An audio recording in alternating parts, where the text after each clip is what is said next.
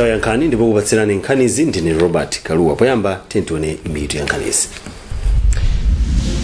Dziko la Malawi lakanika kukolola matani 400,000 anandolo amene akufunika m'misika yatsopano kunja chaka chino. Nyumba ya malamulo yakana ganizo losankhira phungu wa DPP Chijere Phiri mu komiti yoona za ntchito ku nyumbayi. President Chakwera wauza oweruza milandu anayi atsopano ku koti lalikulu kuti asamalole mkwiyo kuwasokoneza ntchito yawo. Ndipo mzamasewero wachiwiri kwa mtsogoleri wa bungwe la masewero ankhonya mdziko lino Gift Patsanja amusankha mu komiti ya bungwe la African Boxing Union. Tinidizi ndi zina zambiri mukhale pomwepo. Dziko la Malawi lakanika kukolola matani 400,000 anandolo amene misika yatsopano ya maiko akunja ikufuna chaka chino. Mneneri wa unduna za malonda a Patrick Bota wati izi zikutsatira kupitirira kudalira ulimi wa khaso omwe zokolola zake zikumakhala zochepa. Luka Benston ayini nkhani yonse. Dziko la Malawi layamba kugulitsa nandolo wa chaka chino m'maiko a India ndi China kuphatikizapo ena atsopano monga a Singapore, Pakistan, Tanzania, Kenya, South Africa komanso United Arab Emirates. Koma mneneri wa unduna za malonda Patrick Bota wati dziko lino silikwanitsa kufikira kuchuluka kwa mulingo wa nandolo yemwe maikowa akufuna. Izi zikudzanso pomwe dziko la India lidachotsa mulingo wa matani 50,000 omwe dziko la Malawi linkagulitsa mbuyomu. Kotero mu chaka cha 2024-2025 sipakhala malire anandolo yemwe dzikolo ligule.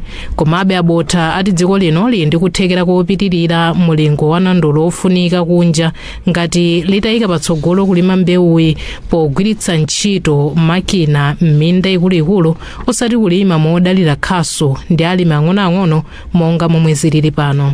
Mmodzi mwa akuluakulu ku bungwe loona za ulimiwo la Legumes Development Trust Asangwani Makoko wati vuto ndiloti alimi anandolo salandira thandizo kuti alime nandolo ochuluka. Pomwe tikulephera kwambiri ndipa mulimi weniyo pa mulimiyo amene amayenera kulima zinthu zimene zizi samapatsidwa sapoti yoyenera mu nthawi yake.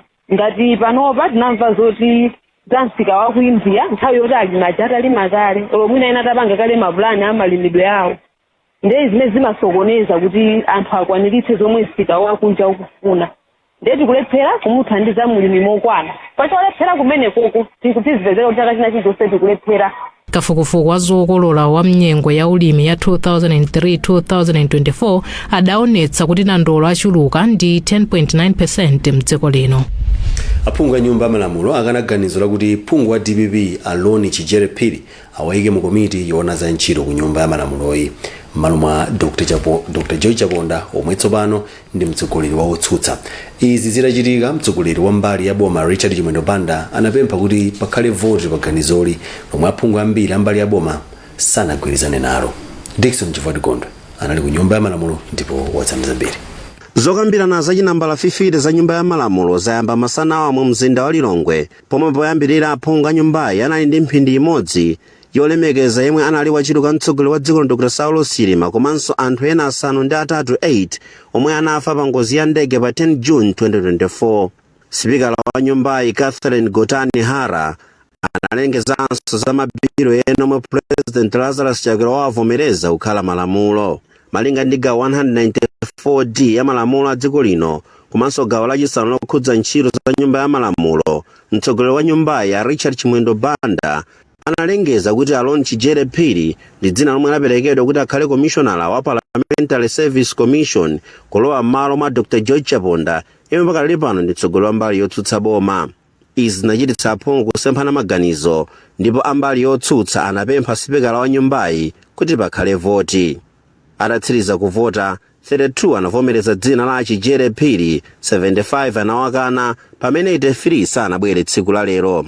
Chinanso chopatsa chidwi tsiku la lero aphungu ena omwe zipani zawo zinachoka mu mgwirizano wa tonse akhalabe mbali ya boma makamakanso iwo ochokera ku chipani chije cha UTM. M'malo mwa Zodiac ndine Dickson Chivati Gondwe.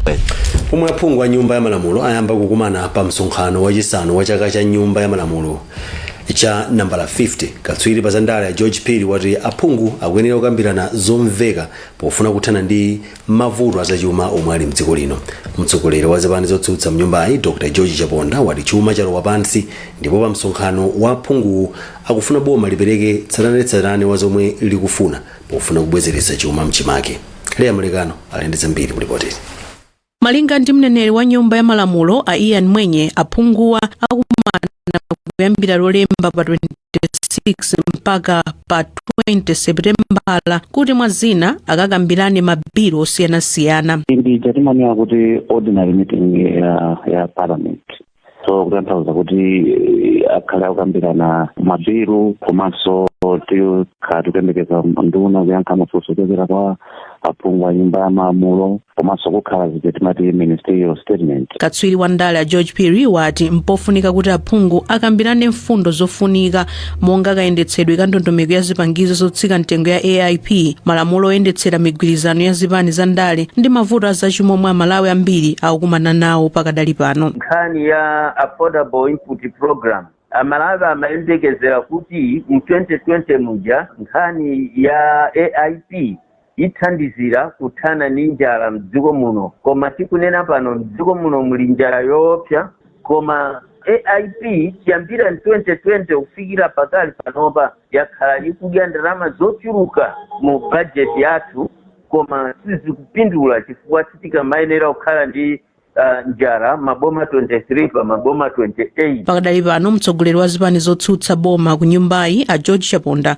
wati akuyembekezera zambiri kuchokera ku boma kuphatikizapo mayankho amafunso a aphungu a nyumba ya malamulo makamaka kufotokoza zomwe boma likuchita pofuna kuthana ndi mavuto azachuma. Pazakhala ma statement kwenikweni kuchokera kwa anduna pa zimene akuchita mu nduna wawo, komanso tikuyembekeza kuti pazakhala mabilo ambiri ochokera ku boma kwenikweni. Msonkhano wa aphunguwo wadza patangotha masiku ochepa kuchokera pamene wachiwiri kwa mlembi wa nthambi yoona zachuma mdziko la America ku Africa a Eric Meyer atayankhula kuti dziko la Malawi litha osakwanitsa zomwe linalonjeza pokonza chuma cha dziko lino kuti lilandire gawo lachiwiri la thandizo la ndalama za International Monetary Fund IMF Extended Credit Facility ECF miyezi ikubwerayi. Malo mwa Zodiac ndine Leya Mulekano.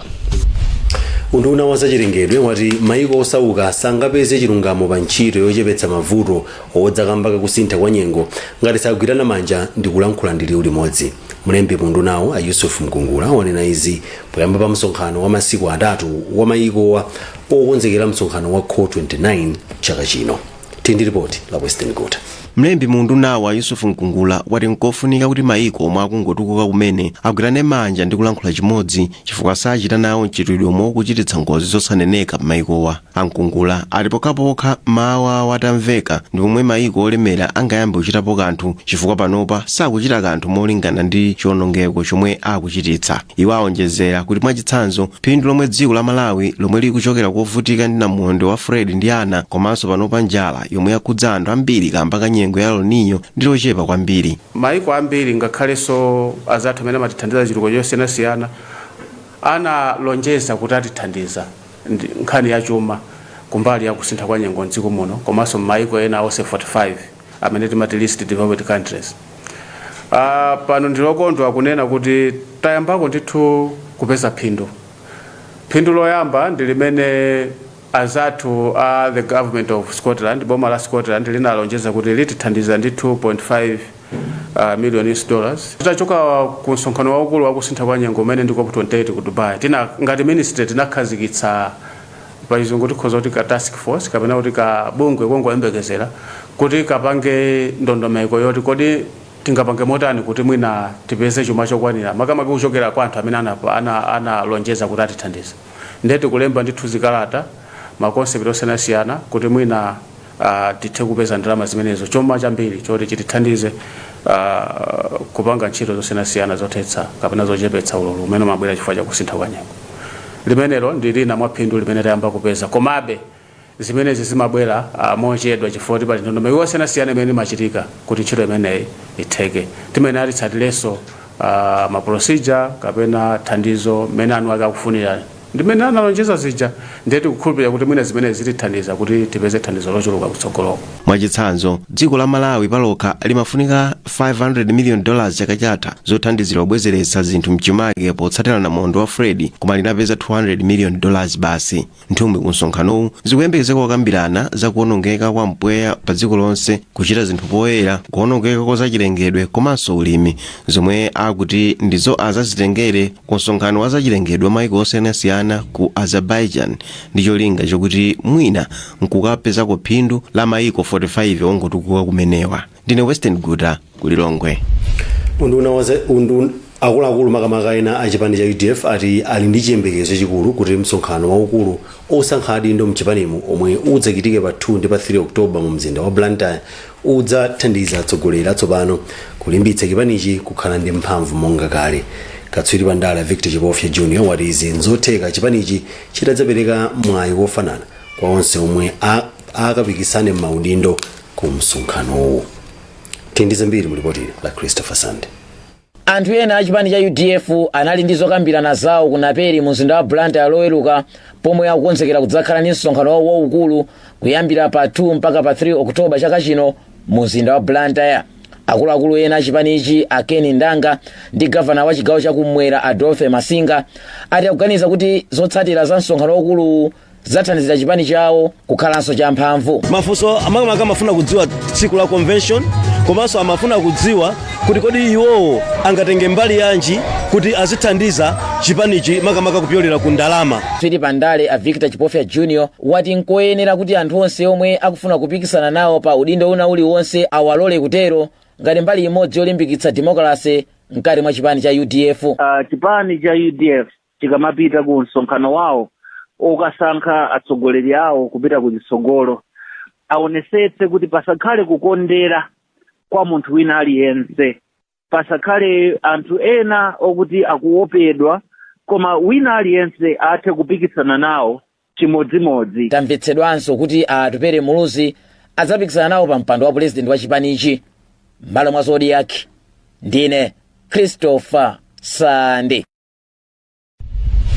Gulu lomwe likuzicha Economic Freedom Movement lati limemeza achinyamata omwe anabadwa zaka zoyambira 1997 kapena kuti Generation Z kuwazindikiritsa za mphamvu zomwe ali nazo pakusintha zotsatira za chisankho cha chaka chammawa.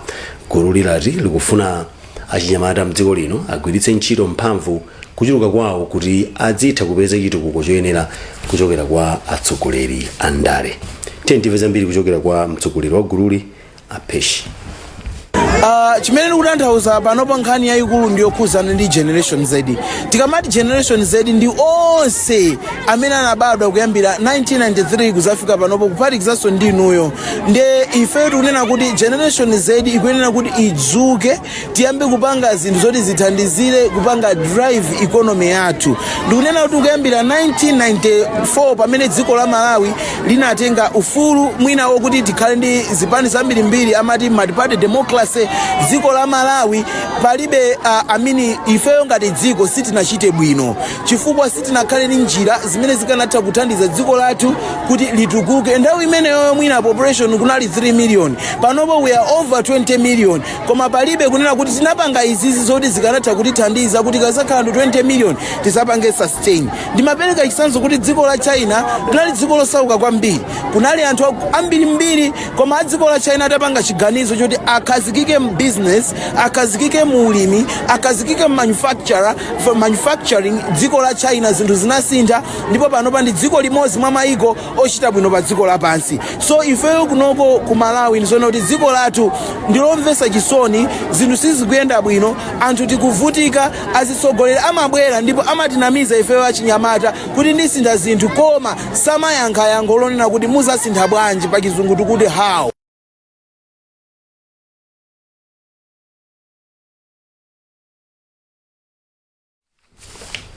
Tsopano tione momwe ndalama yakwacha ikuchitira pansika poyerekeza ndi ndalama zina zikuluzikulu pa dziko lapansi malinga ndi banki yayikulu ya Reserve.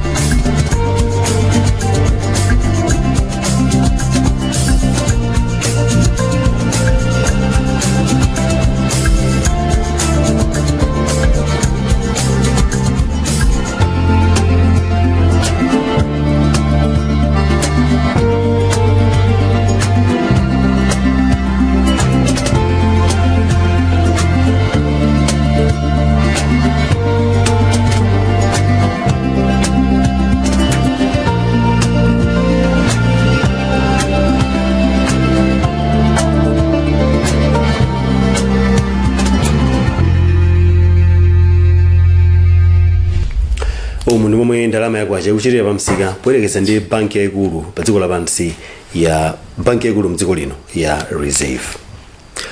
muonera nkhani pano pa Zodiac ndipo muli ndine Robert Kaluwa. Tikumanenso posachedwa apa zikatha izi.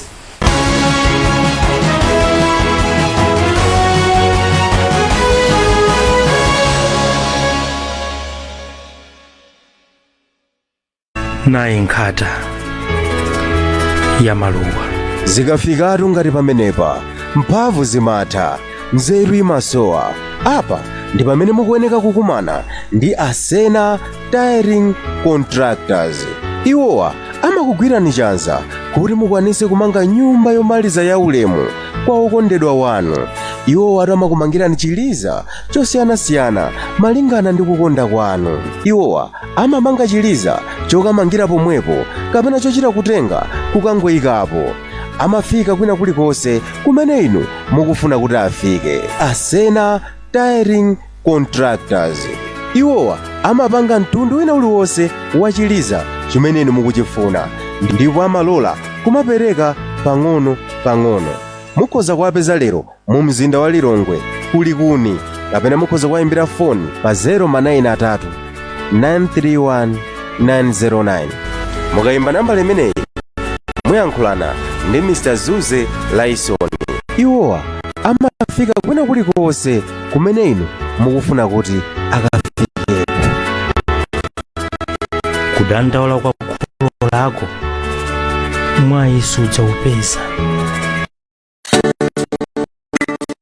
kusintha kwa nyengo kwa fuko la Malawi alimi ambiri akusowa pogwira, koma ndi pampu ya manja yothirira mbewu ya fifali zotheka kupeza phindu lodabwitsa mulibe osapsinjika ndi kusintha kwa nyengo.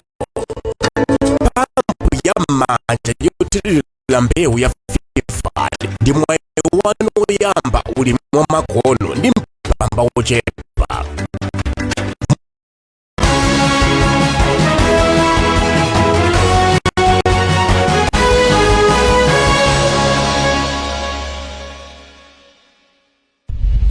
takulandaninso tione mitu ya nkhanizi pomwe tikupitirira.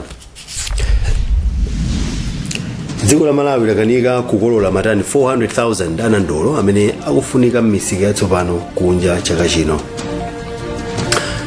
Nyumba ya Malamulo yakana ganizo losankhira phungu wa DPP Achijere Phiri mu komiti yoona za chitukuko za ntchito ku nyumbayi.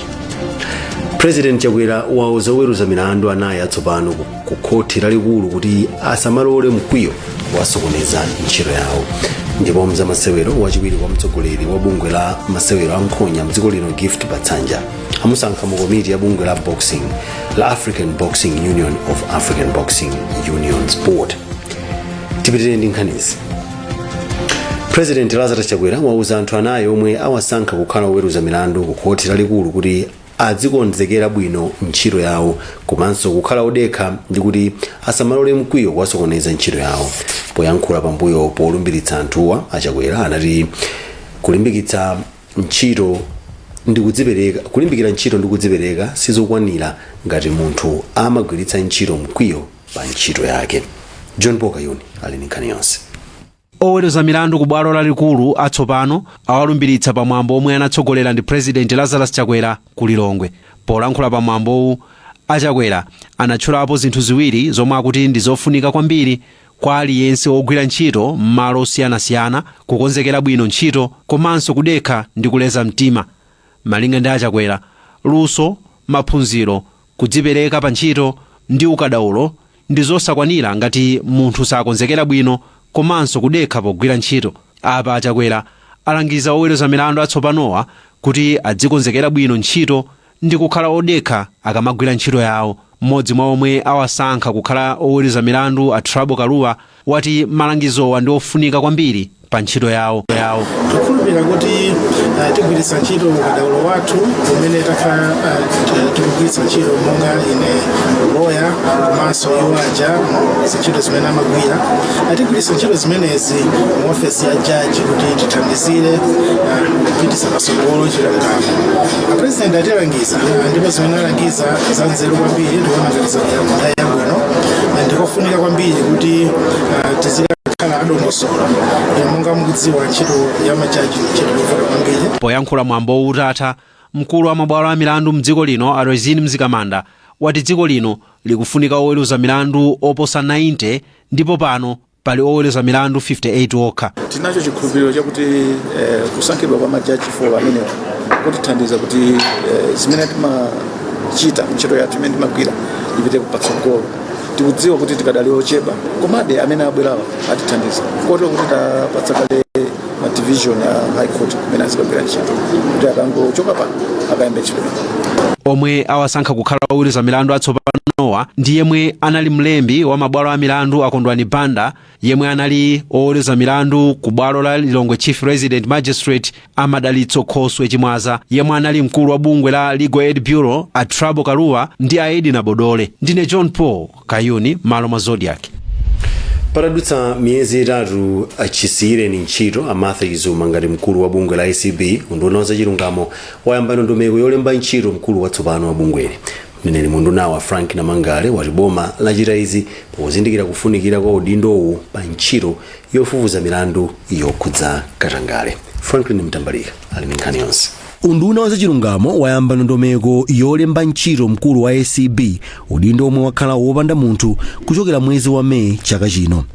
Mneneri munduna wa Frank Namangale wati udindowu ndiofunikira ku bungweli. Munga mukudziwa ndizokuti this position inakhala yopanda munthu kuyambira pa 31st May ndiye nthawi yodakalipo. Ndofunika kwambiri fa mkulu wa ACB ndamene amang'anira ntchito zonse imene zikuyendera kuyambira ma investigations zokhudza administration ndiponso ndamene amapereka malangizo amene angapangire milandu ina ndi ina. Poyankhulapo pa nkhaniyi, mkulu wa bungwe la Katolika lolimbikitsa chilungamo ndi mtendere la CCJP Boniface Chibwana wati chidwi chawo chili pakasankhidwe ka yemwe akhale mkulu wa bungweli. Achibwana ati kwa nthawi yayitali ndale zakhala zikusokoneza kagwiridwe ntchito ka mkulu wa bungweli. Tikufuna ndithu kuti panopa tione kuti ndondomeko imeneyi yachitika poyera, onse amene ali ndi kuthekera kuti atha kugwira ntchito imeneyi apatsidwe mwayi posaona kuti akuchoka chipani chanji olo akuchoka dera liti la dziko. Tikuti munthu amene oti akabwera agwiro yake mwaufulu asapo nkhani ya ndale. Izi zikutsatira kutha kwa contract ya yemwe anali mkulu wa bungweli Amartha Chizuma mwezi wa Mei. Malinga ndi undunawo, mkulu watsopano wa bungweli adziwika mkatikati mwa miyezi 6 kuchokera pomwe mkulu wakale wa bungweli anasiyira ntchito malinga ndi malamulo othana ndi Katangale amchaka cha 2019. Pali nkhawa kuti sukulu ya luso lamanja ya Mzuzu Technical ita osayitsekulira chaka cha maphunziro yatsopano chomwe chikuyamba mwezi wa Septemba udzawu kamba ka ngongole ya ndalama zokwana 65 miliyoni kwacha imene makamaka kamba ka ngongole yokwana 65 miliyoni kwacha kwa omwe amayipatsa katundu. Mkulu wa sukuluyi Julius Phiri anauza komiti yoona zakagwiridwe ntchito mboma yomwe inakayendera sukuluyi loweruka kuti boma lakhala lisakuwapatsa ndalama kuyambira mwezi wa Novemba chaka chatha. Steve Zimba ali ndi nkhani yonse. Kupita kwa komiti ya nyumba ya malamulo yomwe imaona omwe ntchito za boma zikuyendera ya Public Accounts Committee of Parliament pa sukulu yophunzitsa luso lamanja ya Mzuzu Technical kunakhala ngati kwapereka mwayi kwa mkulu wa sukuluyi Julius Phiri kufotokozera komiti iyi mavuto oyendetsera sukuluyi ndi ndalama zochepa kwambiri.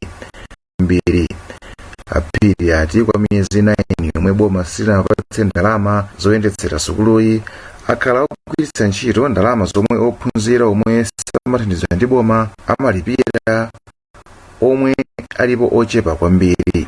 Wapampando wa komiti iyi Amaki Botoman atakwiritsa ntchito mphamvu zomwe ali nazo monga komiti kukumana ndi mlembi wa mkulu munthu. Tsopano tione za masewero.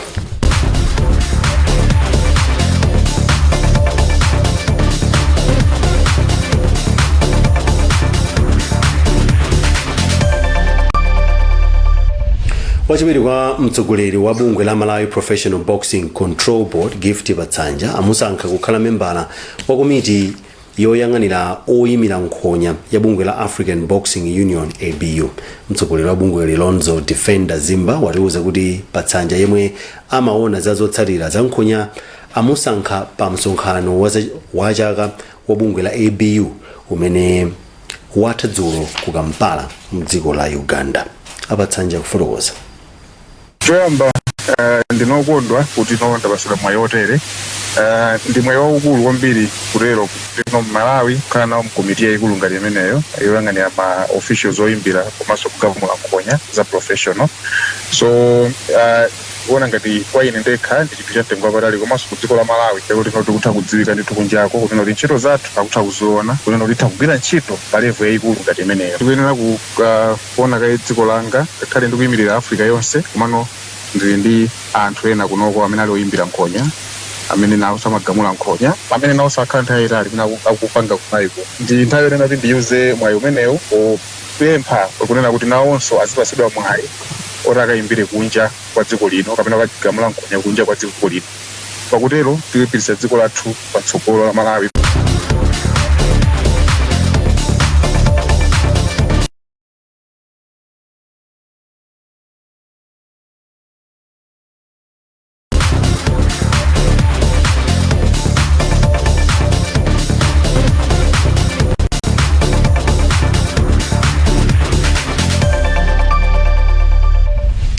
Aponso ndipo mapito pankhanizi koma tisanasiyane tionenso mitu yake.